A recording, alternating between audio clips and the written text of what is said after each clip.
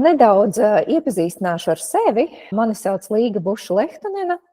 Esmu izglītojusies Rīgas ekonomikas augstskolā, kā arī Hankēna School of Economics Somijā. Bet varētu teikt, ka par mārketingu, ja mēs runājam, tad tomēr tā lielākā pieredze, kā daudz no jums zina, ka nemāca to mums augstskolās tik labi. Vairāk tā ir tomēr praktiskā pieredze. Vairāk kā 10 gadus esmu strādājusi mārketinga vadībā dažādos uzņēmumos, korporācijās, gan vietējā, gan starptautiskos tirgos. Un savukārt pēdējos 10, jau 11 gadus esmu Marketing Angels vadītāja un līdziepašniece. Paralēli tam, tā sakot, viena no manām vērtībām ir nemitīga attīstība. Tādēļ jau gadu esmu arī akreditēts praktizējošs personīgais un biznesa transformācijas coach. Un šādā veidā es savienoju šo te savu interesi, mīlestību uz cilvēkiem, kā skatoties uz viņiem gan no mārketinga viedokļa, kā uz klientiem, patērētājiem, gan no personības viedokļa kā coach. Runājot par Marketing Angels, kas organizē šīs biznesa brokastis, šīs ir pirmās mūsu biznesa brokastis, ar kurām mēs ievadīsim ciklu. Mūsu mērķis ir atkārtot šādus webinārus aptuveni reizi mēnesī, reizi 2 mēnešos, jo mēs ticam, jo cilvēki, jo sabiedrība, jo biznesi ir izglītotāki, jo arī mums ir vieglāk strādāt. Un ar ko tad mēs nodarbojamies? Marketing Angels ir pilna servisa mārketinga aģentūra, un tādas mūsu stiprās puses ir tieši mārketinga stratēģija, zīmols, digitālā mārketinga stratēģija.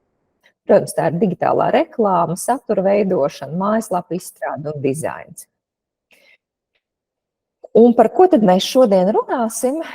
Sākumā nedaudz iepazīsimies, tad mēs parunāsim par zīmolu. Kas tas ir, kam tas ir vajadzīgs? Parunāsim arī par autentiskumu, vai tas ir trends, vai kāpēc viņš ir svarīgs. Un kā autentiskums vispār palīdz pasvītrot zīmolu vērtību. Būs arī praktiskie piemēri tieši autentiskumu izmantošanai zīmolvedībā. Un noslēgumā parunāsim arī par zīmola vērtībām, personīgajām vērtībām. Vai tur ir kāda saistība, kā tas viss pārklājās, kā tas viss strādā kopā. Kā jau minēju, tad beigās mums būs aptuveni 15 minūtes jautājumu atbildes. Un tad tas pirmais, ar ko es gribētu sākt ar iepazīšanos. Tā, un ko es aicinātu jūs izdarīt? Es aicinātu jūs, ņemot vērā, ka es nevaru visticamāk no 100 cilvēkiem katram pajautāt viņu vārdu, jūs varētu noskanēt šo te slaidu QR kodu un vienkārši atzīmēt, ko jūs šobrīd darat. Jūs esat algotā darbā mārketingā, varbūt, ka jūs esat uzņēmēji vai pašnodarbinātie, kas strādā ar savu biznesu, savu zīmolu. Iespējams, ka jūsu darbs nav saistīts ar mārketingu un vienkārši mārketings jūs interesē. Tas arī man palīdz vairāk pielāgot to, ko es stāstu. Tā, izskatās, ka liela daļa vismaz no tiem, kas ir piebiedrojušies uz šo brīdi, mums 39 cilvēki ir atbildējuši. Aptuveni tas, ko es redzu, ka mums ir neliels pārsvars algotam darbam, bet arī ļoti daudz cilvēku, kas ir uzņēmēji un kas veido savus zīmolus, kas ir fantastiski. Un arī cilvēki, kas nestrādā mārketingā, bet kas par to, acīm redzot, aktīvi interesējās. Labi, tad nākamais jautājums, ejam uz priekšu. Iesildošais jautājums ir uzrakstiet man 1 līdz 2 vārdus, kādas jums ir asociācijas ar vārdu zīmols? Jā, reklāma, atpazīstamība. Kas vispār ir zīmols? Ja jums vajadzētu vienā vārdā nodefinēt, kas ir zīmols? Vērtības, identitāte, pozicionējums, uzņēmuma tēls. Ļoti labi. Interesanti, cik daudz un dažādas asociācijas ir ar to, ar vārdu zīmols. Arī parādās personīgums, dominē mums identitāte, atpazīstamība, vērtības, tēls. Tā, nu izskatās, ka sāk aizvien mazāk atbildes ienākt, līdz ar ko tie, kas gribēja, tie jau ir izteikušies. Tās asociācijas pārsvarā, ko es redzu, tas ir tēls, identitāte, atpazīstamība, vērtības, uzņēmuma tēls. Tad nedaudz parunāsim par to, par zīmolu, kas tas ir. Un principā tas, ko es jau varētu teikt gadiem izmantoju šo citātu, un man pašai viņš joprojām ļoti uzrunā. Tas, ko Rolfs Jansens no Dream Society ir teicis, ka mūsdienās tas īsti vairs pat nav uzņēmums ar labāko produktu, kurš uzvarēs, bet gan uzņēmums ar vislabāko stāstu. Un, lai ilustrētu šo, es izvēlējos auto piemēru. Mums gan šodien ir lielākā mūsu auditorijas daļa ir sievietes, bet jebkurā gadījumā. Ja mēs paņemam pat 3 automašīnu markas – BMW, Tesla, Volkswagen. Ja mēs pat noņemtu nost zirga spēkus, motorus, dizainu, krāsu, ātrumu, visu, arī tad, kas šeit paliktu pāri? Un paliktu pāri viennozīmīgi sajūtu kopums. Jo, ja mēs paskatāmies uz BMW, kas mums uzreiz rodās asociācijas, tas ir vismaz Latvijā, tā ir tāda imidža auto, ātrs, mūsdienīgs, varbūt uz ielām brīžiem pārāk drosmīgs. Tad mums ir Tesla. Vismaz mūsu kompānijā katrs grib Teslu, jo tas ir, tā ir nākotne, elektroauto, moderns dizains. Un tad ir, piemēram, Volkswagen Beetles. Atkal tas būs pilnīgi cits klients nekā Tesla vai BMW, kur būs atkal personīgā identitāte, radošums, vēlēšanās varbūt pasvītrot šo savu personību ar šādu veidu auto. Un, kā jau es minēju, tad, ja man jānodefinē, kas tad īsti ir zīmols, tad es teiktu, ka zīmols tā ir identitāte. Tas ir patiesībā sakot, tas ir sajūtu kopums par produktu, pakalpojumu un organizāciju. Zīmols ir sava veida solījums, ko jūs dodat savam klientam. Un zīmola vērtību mēs varam izmērīt tikai klienta prātā. Ideālā gadījumā tas, ko jūs sakat, arī paliek klienta prātā. Dažreiz klients no tā paņem kaut ko sev, bet varbūt ne visu, ko jūs viņam sakat. Un stipram zīmolam vienmēr ir viegls un uztverams un aktuāls stāsts, pozicionējums, šīs pašas vērtības. Stipram zīmolam ir atpazīstams logo. Stipram zīmolam ir konsekvents izskats. Un stipram zīmolam ir komunikācija, kas ir saskaņā ar zīmola stāstu un pozicionējumu. Labs zīmola stāsts atbild uz jautājumu, kādēļ, nevis ko dara. Un šis ir tas, kur mēs gan kā uzņēmēji, gan kā lielo uzņēmumu darbinieki, mēs diezgan daudz grēkojam, jo ko mēs parasti sakam? Mēs esam lielākie, Latvijā, pasaulē, Eiropā. Mēs esam 100 gadus veci, uzkrājuši milzīgas zināšanas. Mēs, ko mēs darām, ko mēs zinām, kādi mēs esam. Patiesībā labam zīmola stāstam vajadzētu atbildēt uz jautājumu, kādēļ, un atbildēji vajadzētu sākties ar lai. Katram cilvēkam konkrēti, sabiedrībai, valstī, pasaulē. Ko jūs darat, lai sabiedrībā vai valstī, pasaulē, dzīve kļūt labāka? Labs zīmola stāsts ir arī emocionāls un iedvesmo, jo tomēr kā cilvēki mēs vienmēr racionālais, bet mums ir vajadzīgs arī šis emocionālais, kādēļ izvēlēties kaut ko lielajā, plašajā klāstā. Un labs zīmola stāsts ir īstenībā īss, vienkārši saprotams. Viņš atrod, saprot un izceļ kodolu. Un augot ir pietiekoši drosmīgs, lai pārnestu to uz lielāku auditoriju. It kā ļoti vienkārši, bet īstenībā ļoti grūti. Bet, lai vieglāk to saprast, man patīk izmantot šo karikatūru salīdzinājumā ar zīmola stāstu. Kā šajā stāstā viens cilvēks jautā otram, ko tad tu dari? Viņš atbild, es esmu kasieris. Un tas pirmais saka, bet es domāju nevis, ko tu dari par naudu, bet ko tu dari šai pasaulē. Tieši tāpat par zīmolu. Nevis ar ko tu pelni naudu, bet ko tu dari šai pasaulē. Un kādi tad var būt šie dažādie lai? Zīmols var radīt prieku. Piemēram, prieks vai fun ir viena no IKEA pamatvērtībām, lai nodrošinātu jēgpilnu saziņu. Savulaik Skype misija, lai iedvesmotu jaunas pieredzes gūšanu. Lego, lai izraisītu lepnumu. Lai novērstu netaisnību, nabadzību, diskrimināciju, netaisnību, vides piesārņošanu. Un šie lai var būt daudzi, jo daudzi citi.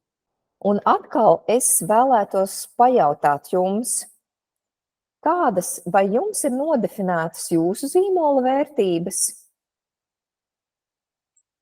Un vai jūs, un kā varbūt tas ir, kas ir jūsu lai? Vai galvenās vērtības, varbūt jūs varat ierakstīt šeit. Rūpes par klientu vidi. Sapratne, komunikācija attieksme. Radošums. Lai saliedētu ģimeni. Fantastiski. Prieka vairošana. Fantastiski redzēt, ka katram no jums ir kaut kas atšķirīgs. Un es vienmēr priecājos redzēt arī, ka zīmoli ir atšķirīgi un ka viņi ir nodefinējuši šo te savu nišu. Kā mēs redzam, tad te ir ļoti maz, kas pārklājās patiesību sakot. Rūpes par klientu vidi, lai salīdētu ģimeni, mīlestību pret sevi. Fantastiski, ja tas ir nodefinēts. Jā, un kā tad ir ar to autentiskumu? Un ja mēs ejam pie zīmola vērtībām un autentiskumu, kā tad tas sasaucās?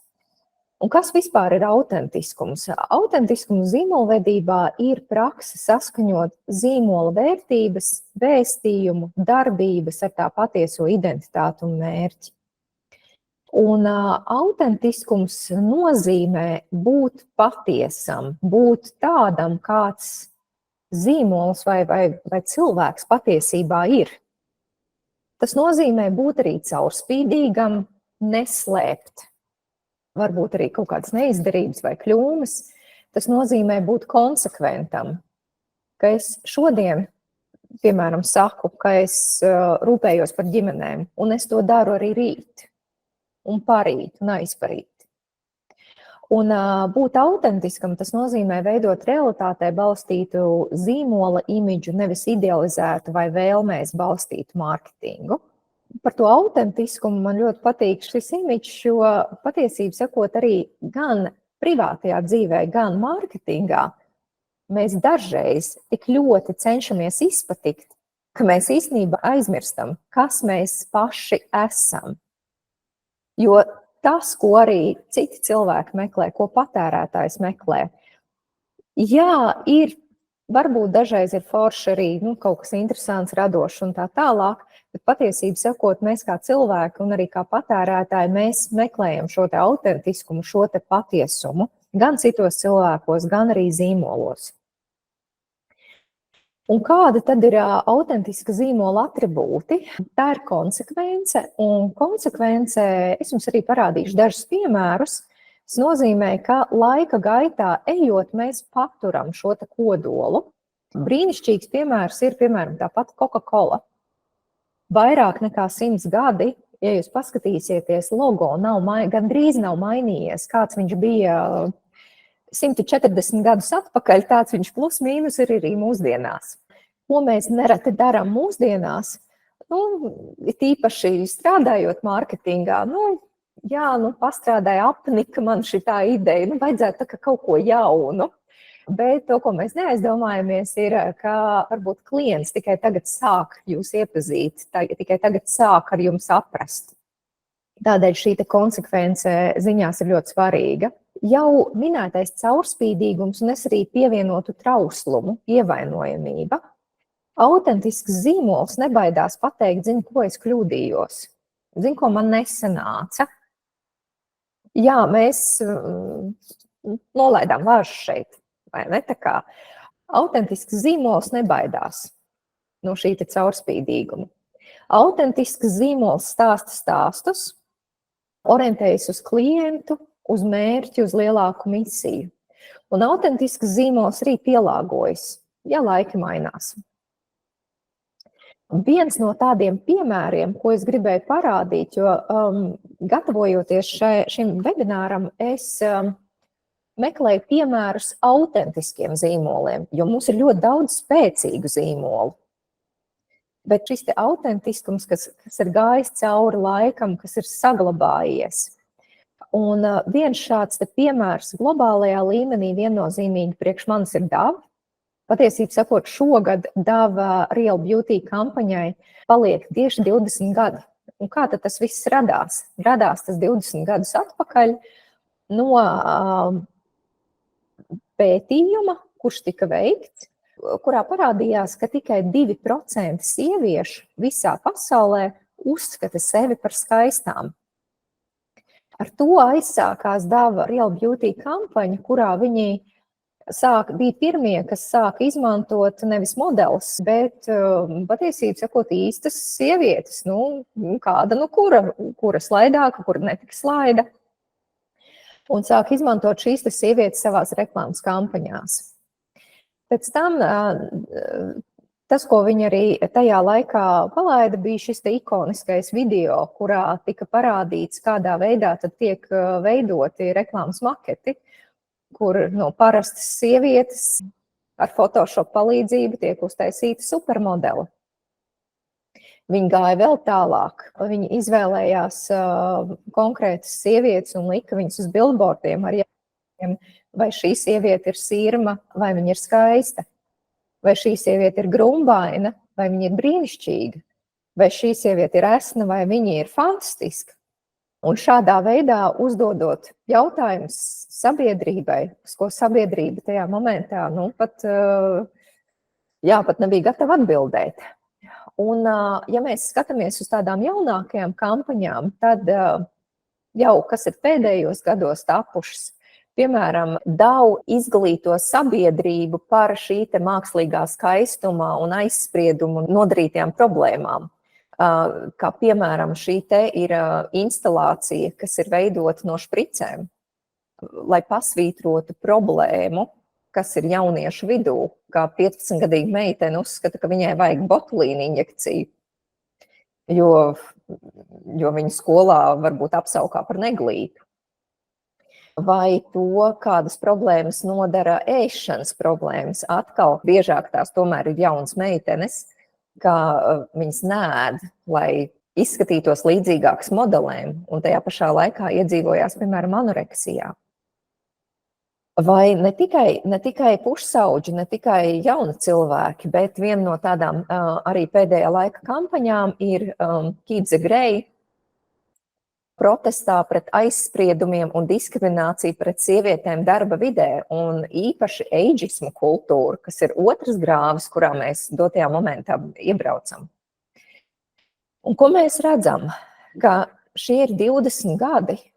20 gadus atpakaļ DAV atrada šo savu misiju, šo savu mērķi, un viņi to ir cēli nesuši cauri gadiem. Vēl viens piemērs – Patagonija ārapģērba ražotājs. Viņš gan, manuprāt, es Latvijā neesmu redzējusi viņu veikalus, bet Eiropā viņi gan ir. Tas ir ārapģērba ražotājs, kurš aktīvi aicina savus klientus nepirkt. Tie, kas strādā uzņēmumos, Jūs varat padomāt, kas notiktu, ja jūs aiziet pie sava priekšnieka un teiktu, ziniet, ko aicināsim nepirkt mūsu klients, mūsu produktu. Bet Patagonija tieši to arī dara. Jā, un kā piemēram viņu reklāmas izskatās šādi, nepērc šo jaku. Vai tieši otrādāk atnāc un iemaina savu veco jaku pret jaunu no kāda cita cilvēka. Vai, piemēram, viens no piemēriem ir, ka Amerikā, tad, kad notika vēlēšanas, viņi saviem darbiniekiem uztaisīja pārskatāmus bukletus ar to, ko katrs kandidāts tieši piedāvā vides aizsardzībā un iedeva brīvdienu darbiniekiem, lai viņi varētu aiziet nobalsot. Un tas viņu princips ir pērc mazāk, bet pieprasa vairāk. Un tas ir sava veida protests pret šo patēriņu kultūru, kas rezultējas masu ražošanā, resursu patēriņā un vidas piesārņošanā. Kā mēs paši zinām, tad tās lietas, ko mēs pērkam mūsdienās bieži veikalā, viņas, ja mēs salīdzinām ar to, ko mēs pirkām 10 gadus atpakaļ, viņas vairs nenēsājās 10 gadus. Nereti pat maziem bērniem, man ir 2 dēli, viņi pat nespēja izaugt no tām drēbēm, kad viņas jau ir nonēsājušās. Patagonija aktīvi iesaistās vides aizsardzībā un arī ar savām reklāmas kampaņām. Viņi saka, nopērc vienu jaku, nepērc 5, bet nopērc vienu labu. Un neskatoties uz šīm te viņu kampaņām, viņu pārdošanas pieaug. Viņu pārdošanas jau gadiem pieaug. Man tikko arī pašai sanāca būt Prāgā, iet garām viņu veikalam, un jā, arī viņu veikala skatlogā nav modeļu, nav izliktu apģērbu vai izpārdošanu. Tur stāv melns plakāts ar baltiem burtiem, kurš saka, mēs neesam te nekādi modes eksperti. Bet pārējot varbūt tuvāk Latvijai, Latvijas videi, un varbūt arī tāds arī piemērs mums kā aģentūrai gan nav vēl 20 gadi, mums pagājuši gadu palika 10, šogad paliks 11. Bet viens no tādiem mūsu mīļajiem, ikoniskiem klientiem ir Dr. Sapina zobārstniecības klīnika. 2015. un 2016. gadā, kad mēs ar viņiem sākām strādāt, tā bija maza zobārstniecība ar 2 krēsliem. 2 zobārsta krēsliem. Un tajā laikā kopā ar klientu strādājot pie tā, kas tad ir tās viņu zīmola vērtības, kas tad ir tas viņu solījums, mēs sapratām, ka pirmkārt tā ir ģimene 4 paudzēs, kas jau ir ārsti, un otrkārt tā tad arī māte un meita bija dibinājuši šo zobārstniecību, un arī tā attieksme pret katru klientu bija tik individualizēta, tik personīga, tik neformāla, kāda tajā laikā pilnīgi noteikti nebija vērojama nevienā citā zobārstniecībā. Un tas, ko mēs tajā laikā klientam ieteicām, un klients bija pietiekoši traks, lai tam arī piekristu, ka mēs radījām pirmo zobārstniecību Rīgā ar ģimenes sajūtu. Pateicoties mūsu ieteikumam, klients izvēlējās atbrīvoties no visiem baltajiem sterilajiem dīvāniņiem un pārtaisīt interjeru ar ziliem dīvāniem, puķainiem, spilveniem, kafijas automātu, bērnu stūrīti, ieviest austiņas ar meditatīvo mūziku un kļūt par radikāli savādāku zobārstniecību, nekā tajā laikā Rīgā bija sastopams. Un kas tad notika? Pa šiem te gadiem praktiski jau pagājuši gadu, šogad mēs redzējām, ka tā vairs nav maza ģimenes zobārstniecība 2 krēsliem. Tā ir viena no lielākajām zobārstniecības klīnikām Latvijā ar milzīgu kolektīvu, ar jauniem pakalpojumiem, kā piemēram ekspresa zobārstniecība, ar ļoti modernu ekipējumu, plašām telpām.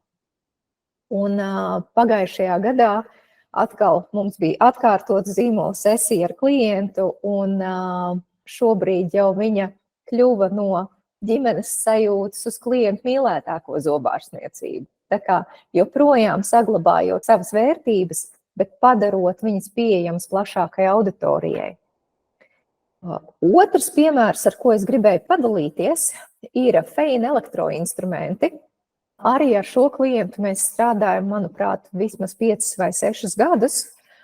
Un Tajā momentā Fein gan ir jau radīts zīmols, tas ir vācu zīmols, kas caur Somiju tajā momentā nokļuva Baltijā. Tie ir elektroinstrumenti, tas ir metāla apstrādē, tādiem dažādi urbļi un šādas lietas. Un tajā laikā mēs palīdzējām klientam nodefinēt, kas tad ir viņa tās vērtības. Un tās vērtības, ko klients vēlējās nodot tālāk arī saviem klientiem, bija pārliecība, uzticamība, komforts, izturība, izcilība, personīga attieksme.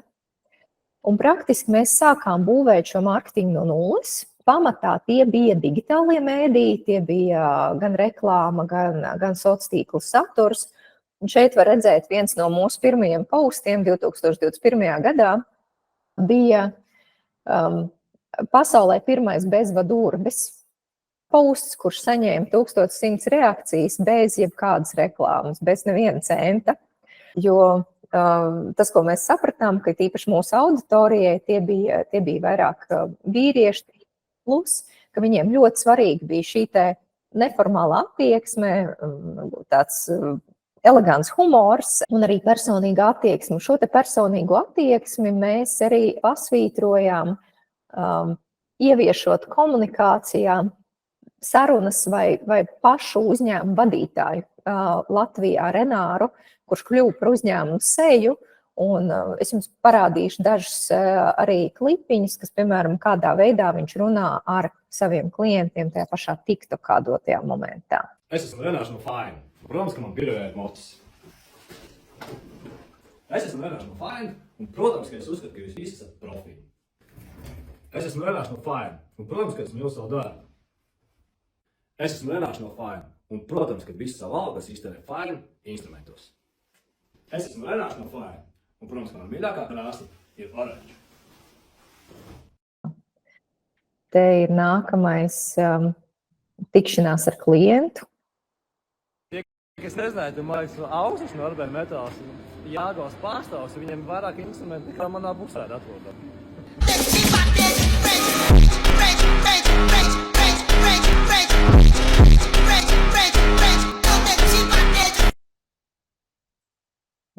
Un varbūt pēdējo arī, kā jūs redzat, tad viss ir uz tādas pozitīva humora nots.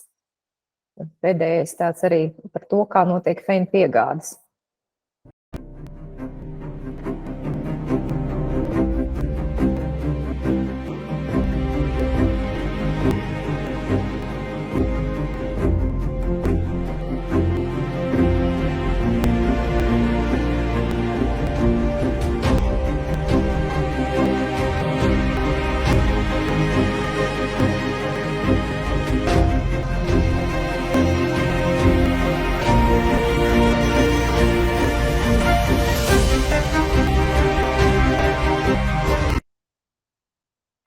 Jā, šis arī mums ir no tādiem piemēriem, kur klients ir diezgan drosmīgs šādā veidā runājot ar saviem klientiem, ar saviem patērētājiem un arī ieviešot tādas varbūt nestandarta idejas savā mārketingā. Tā, bet kā tad to visu radīt? Jā, tas ir viennozīmīgi atsevišķa tēma, jo tās ir metodes, ar kurām var strādāt, bet daži veidi, kā īstenībā atrast šo savu zīmolu stāstu, ir, protams, no produktu īpašībām uz unikālajām priekšrocībām. Tātad, viens, kas mums ir un ko tas klientam dod. Savu zīmolu stāstu var arī meklēt vēsturiskajā, kontekstuālajā, sabiedrībajā, aktuālajā. Zīmola stāstu var radīt, bet šī gadījumā ļoti daudz zīmola stāstu ir radīti. Ja mēs paskatīsimies uz to pašu, nezinu, Milka lielā gotiņas. Protams, ka tās nav gotiņas, vai nav šāda, vai ne?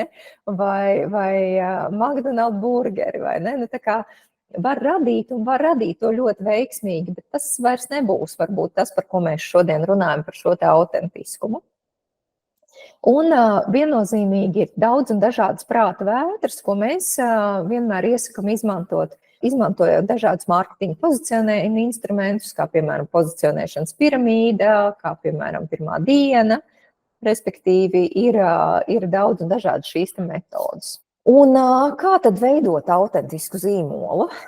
Pirmkārt, esi patiess, jo it īpaši tiem, kas rada savus zīmolus, bija kaut kāds iemesls, kādēļ jūs viņus radījāt. Bija kaut kāds iemesls, kādēļ jūs aizrāva šī biznesa ideja. Jums tikai jāsaprot, vai viņi rezonē ar jūsu klientu, un jums tas ir pietiekoši labi viņiem jāizstāsta. Uzņēmumā, gan savā, gan arī, ja jūs strādājat korporācijā, vienmēr iesaistiet darbiniekus. Ideāli, ja kompānijas vadītājs ir iesaistīts un viņš ir arī pats gatavs un stāvēt un runāt par šīm te vērtībām. Esiet gatavi pretrunām. Mēs neviens neesam ideāli, ne cilvēki, ne zīmoli. Esiet gatavi kļūdīties un atzīt savus kļūdas. Izmantojiet lietotāju veidot saturu, un galvenais šī te konsekvence. Tā, un mums ir palicis vēl pavisam nedaudz laika, bet es gribēju parunāt par šīm te personīgajām zīmolvērtībām. Tāpat kā koks nevar izaugt un ražot augļus bez saknēm, tāpat arī cilvēku rīcības un biznesa aktivitāšu pamatā ir vērtības, pārliecības un sistēmas. Un kādēļ tas ir svarīgi?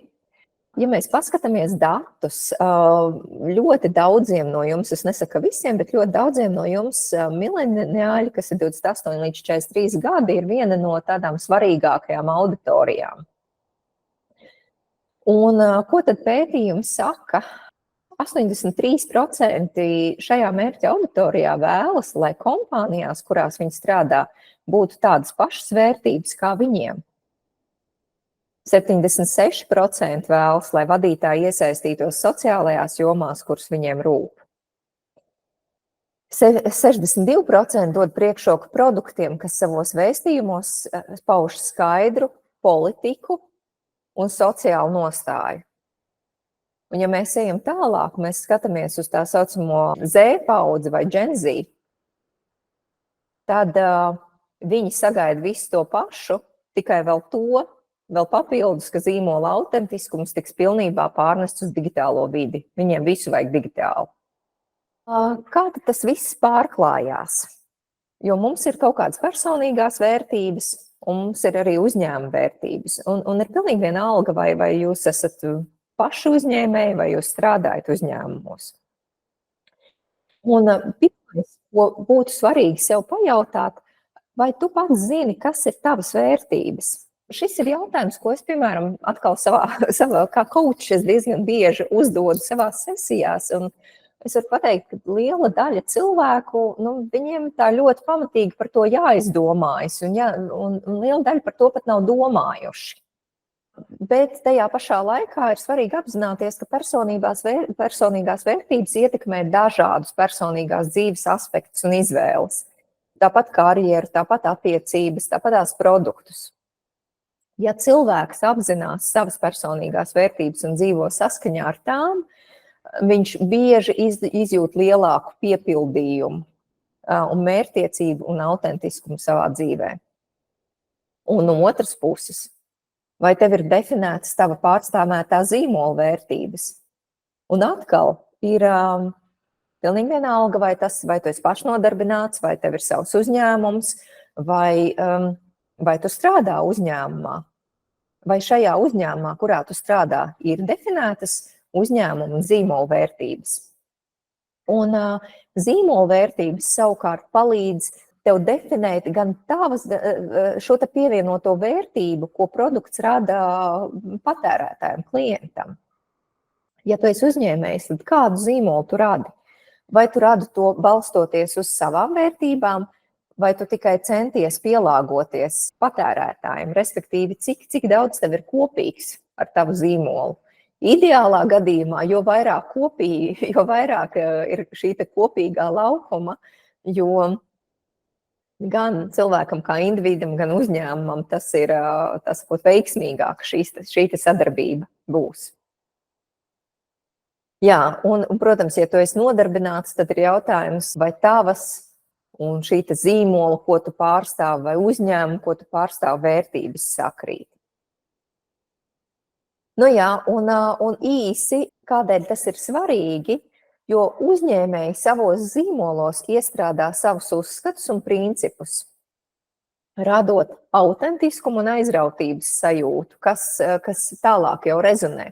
Respektīvi, ja tu esi uzņēmējs un tu esi pats aizrautīgs, tu esi pats aizrāvies ar savu zīmolu, tu pilnīgi noteikti arī taviem patērētājiem, tu viņus daudz vieglāk iesaistīsi un aizraus tālāk. Un ja darbinieks, kurš strādā uzņēmumā, viņam ir kopīgas vērtības ar zīmolu, kur viņi pārstāv, ir lielāka iespēja, ka viņi ieviesos šīs te vērtības saskarsmē ar klientiem un tādējādi panākot atkal šo te autentiskumu un konsekvenci zīmola vēstījumā un uzvedībā, respektīvi. Darbinieks, kurš strādā ar zīmolu, kam viņš pats tic, un kas ir saskaņā ar viņa vērtībām, viņš vienkārši daudz vieglāk viņu virzīs tālāk, viņam būs vieglāk ar viņu strādāt, viņam būs vieglāk strādāt ar saviem klientiem. Daži piemēri vēlreiz no uzņēmējiem, kuri ir ielikuši savas personīgās vērtības uzņēmumos, ko viņi radījuši. Jau minētais Patagonija dibinātājs Yvon Chouinard. Viņš pats ir kliņšu skāpējs, vides aizstāvis, filantrops un uzņēmējs. Viņš ir dibinājis Patagoniju, balstoties uz šīm savām vērtībām, ka nedrīkst tā izturēties pret planētu un mātu dabu, kā mēs to darām ar šo te masu ražošanu un resursu patēriņu. Labs, uzskatāms vietējais piemērs ir Madara Cosmetics dibinātāja Lotte, kur arī ir dibinājusi Madara Cosmetics, balstoties uz savu personīgo pieredzi, personīgo vēlmi, ticību tam, ka kosmētika var būt arī dabīga un cilvēkam un dabai draudzīga.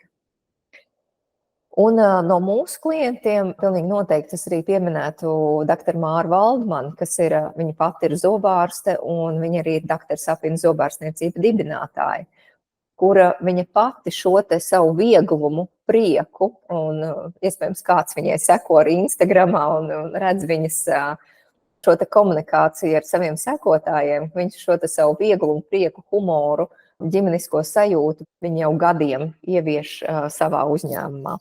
Un noslēgumā, ko es gribētu kā kopsavilkumu pateikt, ir ļoti svarīgi, ka katrs no mums apzinās savus un savu zīmolu vērtības un prioritātes.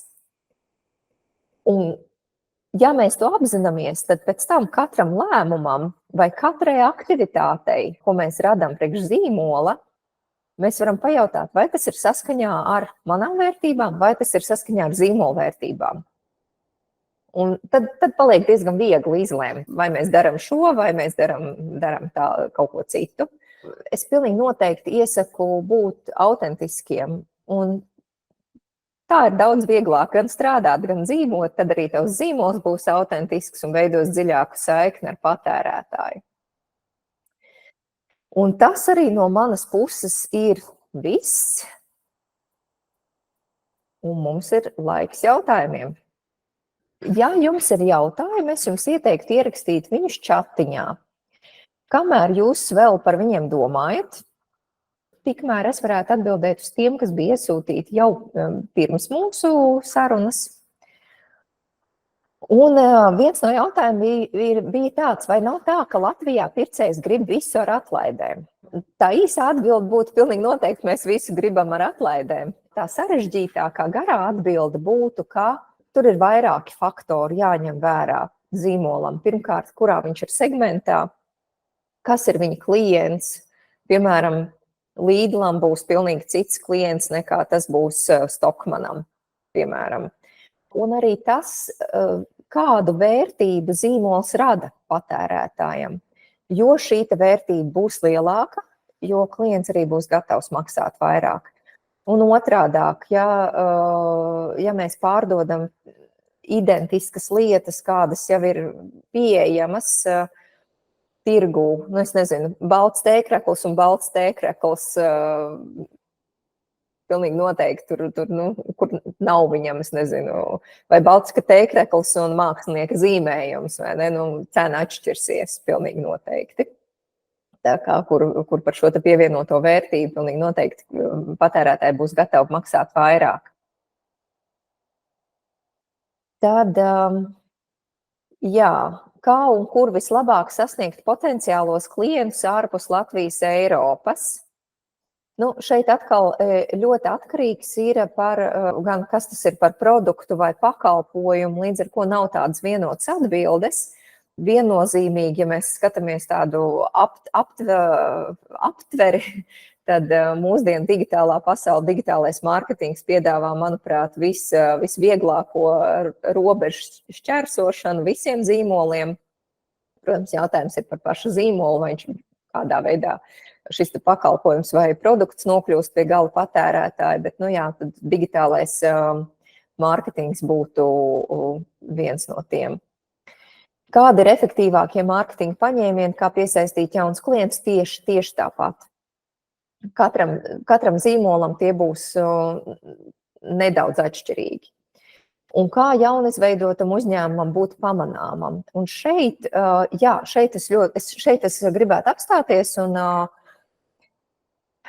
viena lieta, ko jaunizveidotie uzņēmumi un jaunie uzņēmēji, kur viņi grēko. Kā parasti, kad mēs sākam jaunus uzņēmumus, es arī esmu sākusi daudz jaunus uzņēmumus, tā kā es esmu turpat bijusi, kur jūs. Mēs grēkojam to, ka sākumā mums to klientu vēl nav, tātad ieņēmumu arī nav, toties ir mega daudz izdevumu saražot savu produktu, pastāstīt par sevi, uzturēt kaut vai sevi kā uzņēmējam. Un tad mēs sākam taupīt uz lietām, uz kurām taupīt nevajadzētu, kā piemēram izstrādāt zīmola vērtības, izstrādāt zīmola identitāti, izstrādāt labu mājaslapu.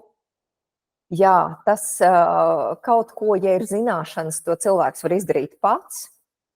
Bet, ja nevar, tad es piesaistītu arī profesionāļus un aicinātu šo mājas darbu izdarīt pamatīgi, tīpaši, ja jums ja jūs tiešām plānojat šo biznesu attīstīt un jūs esat ambiciozi un plānojat augt. Jo neizdarot šo mājas darbu, jums ir grūti veikt šīs aktivitātes, jums ir grūti parādīt sevi, jums ir grūti pastāstīt par sevi šai plašākai klienta auditorijai, līdz ar ko šo mājas darbu es pilnīgi noteikti iesaku izdarīt visiem uzņēmumiem. Tā, mums ir arī jautājums čatiņā. Vai varat minēt kādus piemērus Latvijas tirgo ar veiksmīgiem, tieši pretēji jūsuprāt neveiksmīgiem zīmola stāstiem, kādēļ tie uzskatām par veiksmīgiem vai nē? Jā, vairāk varbūt par tādiem, to, ko es jau minēju, par tādiem veiksmes stāstiem, ko es šodien pieminēju. Es pieminēju to pašu, man liekas, ka no latviešu zīmoliem, piemēram, Madara Kosmetikas ir tāds, kas mani ļoti uzrunā, kurš ļoti veiksmīgi jau gadu gaitā komunicē šīs savas zīmola vērtības saviem patērētājiem ļoti veiksmīgi. No mūsu klientiem arī šis zīmola vērtības autentiskums, Dr. Apina, kurai mēs esam sekojuši jau 10 gadus, pilnīgi noteikti tāda ir arī vairāki. Šie tādi pirmie, kas man nāk prātā. Par neveiksmīgiem mēs īsti par viņiem pilnīgi noteikti ir, bet man pat pašai šobrīd ir grūti atbildēt, jo tā paša vienkāršā iemesla dēļ, kā mēs par viņiem ļoti ātri aizmirstam. Tā, ja mums vairāk jautājumu nav, tad es jums šodien teikšu lielu paldies. Paldies arī visiem, kas pierakstījās uz mūsu jaunumu saņemšanu. Ja jūs to neesat izdarījuši, bet joprojām vēlaties to izdarīt, tad mūsu mājaslapā droši jūs varat aizpildīt pieteikumu formu, un arī jūs saņemsiet jaunumus par mūsu turpmākajiem semināriem un jaunumiem. Paldies jums, un lai jums veiksmīga saulaina šī diena un fantastiska atpūta nedēļas nogalē!